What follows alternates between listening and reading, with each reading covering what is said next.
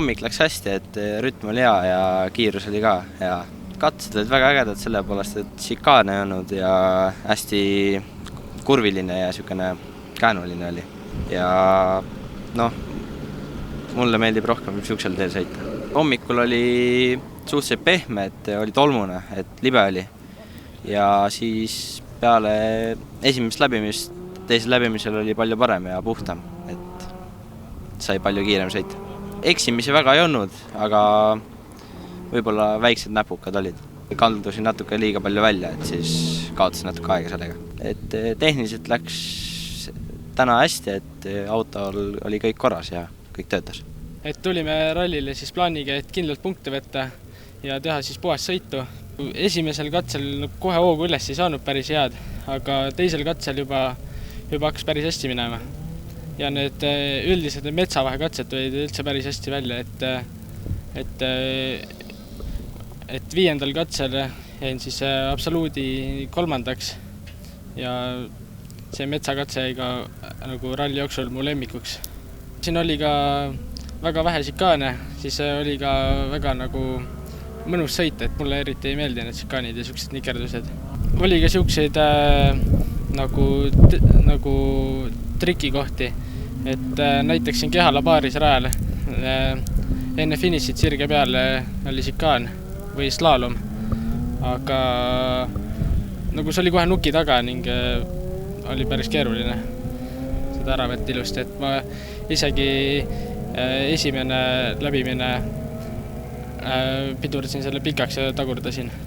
Hommikul sain ennast suht hästi käima, et hakkasime kohe esimesest katsest saadik suruma, siis kuna kilomeetrid on vähe, konkurents on tihe, siis siin oodata ei ole midagi, et siin tuleb hakata kohe nullist peale ja anda endast maksimum. Ja õnneks hommikune ring läks väga hästi. Lõpetasime oma klassi liidritena, absoluudi 3. olime ja jäime esimese päeva ringiga rahule. Siis hakkas hommikune teine ring ja jätkasime samas vaimus. Surusime edasi, kõik mis suruda sai, võtsime ära. Auto töötas väga hästi, autoga pealt muresid polnud, et kartsin küll natukene veovõllide suhtes, kuna rööpaid tekkis kõvasti.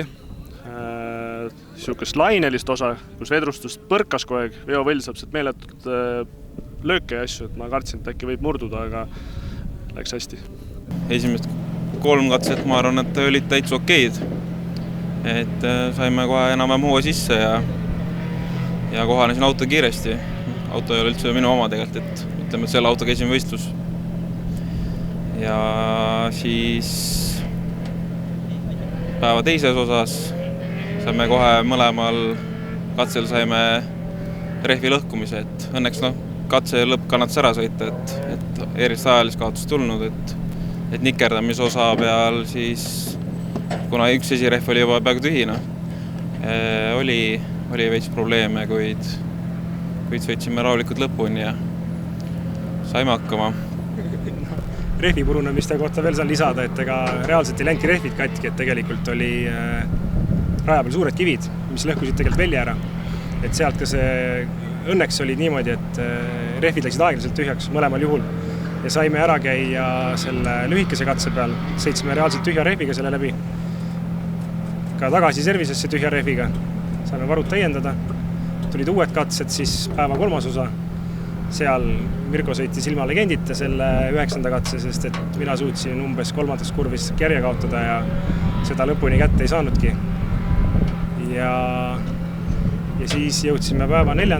ossa, mis sujus väga hästi.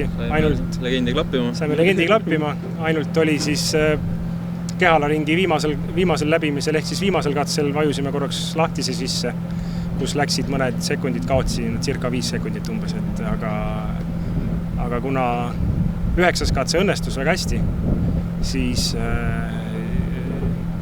see 10. katse viperus olulist rolli ei mänginud.